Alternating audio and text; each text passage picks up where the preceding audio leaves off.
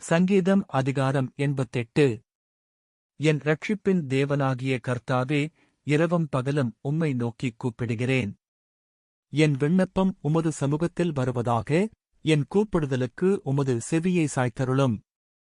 என் ஆத்துமா துக்கத்தால் நிறைந்திருக்கிறது, என் ஜீவன் பாதாளத்திற்கு சமீபமாய் வந்திருக்கிறது. நான் குழியில் இறங்குகிறவர்களோடு எண்ணப்பட்டு, பலனற்ற மனுஷனைப் போலானேன். மரித்தவர்களில் ஒருவனைப் போல் நிகழப்பட்டிருக்கிறேன். நீர் இனி ஒருபோதும் நினையாதபடி, உமது கையால் அறுப்புண்டு போய் பிரேதக் குழிகளிலே கிடக்கிறவர்களைப் போலானேன். என்னை பாதாளக் குழியிலும் இருளிலும் ஆழங்களிலும் வைத்தீர். உம்முடைய கோபம் என்னை இருத்துகிறது, உம்முடைய அலைகளெல்லாவற்றினாலும் என்னை வருத்தப்படுத்துகிறீர்.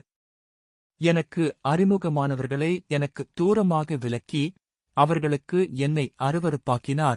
நான் வெளியே புறப்படக்கூடாதபடி அடைப்பட்டிருக்கிறேன். துக்கத்தினால் என் கண் தொய்ந்து போயிற்று. கர்த்தாவே, அனுதினமும் நான் உம்மை நோக்கிக் கூப்பிட்டு, உமக்கு நேராக என் கைகளை விரிக்கிறேன். மரித்தவர்களுக்கு அதிசயங்களை செய்வீரோ? செத்துப்போன வீரர் எழுந்து உம்மை துதிப்பார்களோ?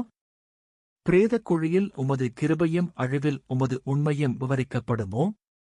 இருளில் உமது அதிசயங்களும் மறதியின் பூமியில் உமது நீதியும் அறியப்படுமோ?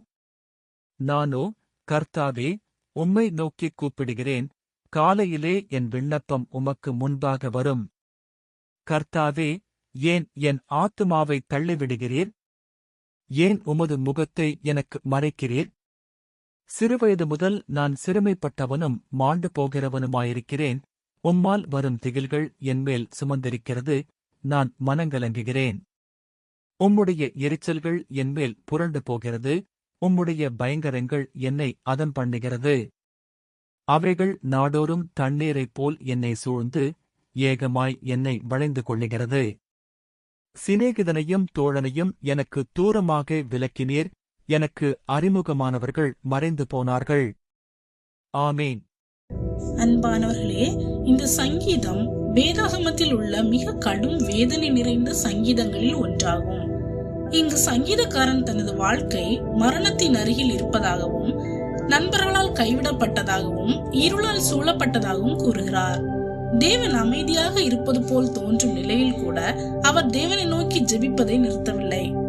இது மிகுந்த வேதனை நேரத்திலும் விசுவாசத்தில் நிலைத்திருக்க முடியும் என்பதை காட்டுகிறது. சங்கீதக்காரனை போல நம்முடைய வாழ்க்கை கூட இன்று துன்பம் நிறைந்ததாக காணப்படலாம். தேவன் பேசாமல் அமைதியாக இருப்பது போல கூட தோன்றலாம். ஆனால் தேவன் மேல் வைத்திருக்கிற விசுவாசத்தை மட்டும் தளர விடாதீர்கள்.